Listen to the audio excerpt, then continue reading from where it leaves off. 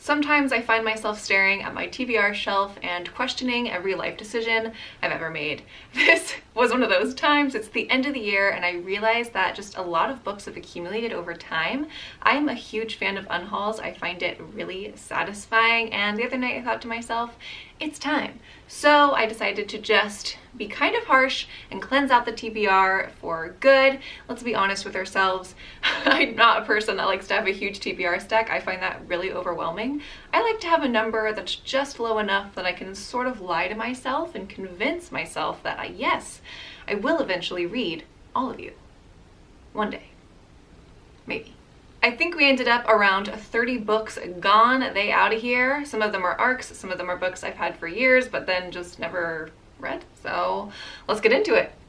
The Resurrection of Joan Ashby. This is a tome that I've had for a while. I thought, yes, eventually I'll get to this. And I never did, and I'm kind of trying to be honest with myself. I don't think I'm ever going to read this. I think it's just going to sit around forever, so bah. Tiffany Blues by MJ Rose. The Subway Girls. I don't know, I just heard back and forth about this and I decided, not worth my time. The Leavers by Lisa Ko. Some people say that this is like fantastic and it tells a really honest, authentic immigrant story that lots of people can relate to. Frankly, I just don't think I'm one of those people, so I think it's probably a great book, but maybe just not for me.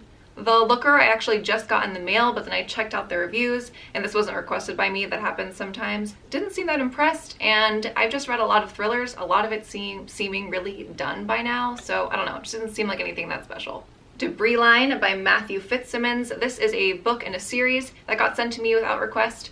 I don't mind getting books without request. In fact, it's quite fun, like getting surprise book mail. But in the case where they send books in the middle of the series, like this one and The Hawkweed Legacy by Irina Brignall, I just, I don't have the other books. I'm probably never going to catch up. This I would be interested in, but this one, it's just not my vibe. So I'm getting rid of both of them. This I've heard is okay, but it's 3.5 stars. I don't have the other book, so bye. One Day We'll All Be Dead and None of This Will Matter, a collection of essays. I don't read essays. I don't know why I lied to myself and said that I would read this, because I'm not going to. Beautiful Exiles, a historical fiction about Ernest Hemingway. I thought I would like it, but the reviews aren't very good. Let Me Lie and I Let You Go by Claire McIntosh. I read one of her books, wasn't that impressed, so I'm letting both of these guys go. I Invited Her In by Adele Sparks. Not Her Daughter by Rhea Frey. For Better or For Worse by Margot Hunt. The Other Woman by Sandy Jones. Persons Unknown by Susie Steiner. Better Than This by Kathy Zane. Blood Echo by Christopher Rice. The Reckoning by John Grisham. Lies by T.M. Logan. 3 Days Missing by Kimberly Bell. I don't know, I've heard mixed reviews on this one and I'm just not that excited about it, so away it goes. The Lonely City by Olivia Lang. What Should Be Wild by Julia Fine. The Mermaid and Mrs. Hancock. Both of these I've heard interesting things about, like they sound like they're almost good, but then they kind of drop the ball. This one, I've heard that about the most, where it's like a really interesting premise, but kind of doesn't go anywhere. And this one just seems like one of those books that ties you in with a great concept about a mermaid, but then never actually talks about the mermaid itself, and it's really more of a historical fiction that they're selling as something else. So I just don't think that I'm into that right now, or maybe ever. The Frame Up by Megan Scott Mullen. The Elephant in the Room. This was another book sent to me not by request, it just appeared magically in the mail. It's about a fat man's quest to get smaller in a growing America. This is not a book that I would ever usually read, but I thought, hey, maybe it's amazing. I read the first page, not interested. The Awakening by Kate Chopin. This is a book that's been on my family shelves for years and years. I don't know that anyone's ever actually read it, but I read the description. It's a classic. I just don't think that it's a classic that I'm going to get very much from. Putney, which is a sort of Lolita-esque tale. It sounds like the writing is supposed to be amazing and beautiful, but that the book itself is extremely disturbing. I am tempted to read this, but also I don't really think I need that in my life. I've never read Lolita, so if I do read a book like that, it'll probably be the classic first and probably nothing else again ever, because that's how disturbing it's supposed to be. I'm gonna let this one go, though I will say 10,000 points to the cover designer.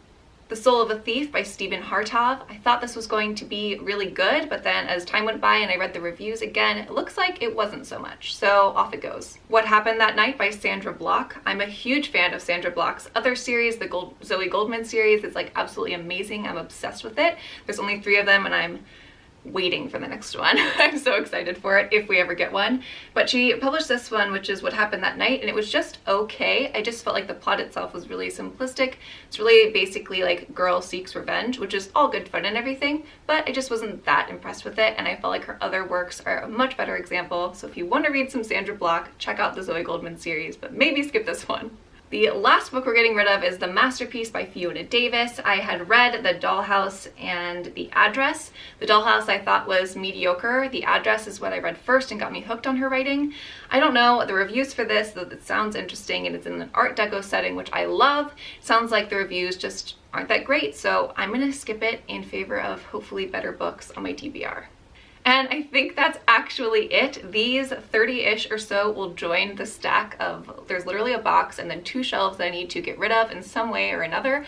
Usually I'll give them to the library, but I had a different fun creative idea that I'm still playing around with and trying to decide if I'm going to do. So these will stick around the house for a little bit, but they are off the shelves. They're no longer meant for me to read, and they will go to someone who hopefully will love them more than I do. If you want to see all the other books that I have laying around, you want me to do an unhaul of my already unhauled books, but show you what they were and why, then let me know. It sounds kind of fun and cathartic to do. So just drop me a comment below if you want to see that. Thanks so much for watching. I hope that this was strangely cleansing for you as much as it was for me, and that you've had a great end of the year and that you're starting fresh with your 2019 TBR and you're excited about what you're going to read next. If you liked this video, do me a favor and give it a huge thumbs up. Press that subscribe button, and don't forget to leave me a comment below. If you like book reviews, book hauls and unhauls, and basically all the good bookish stuff, then I'm your girl. So press that subscribe button and say hello. I'll talk to you guys in the comments. Bye.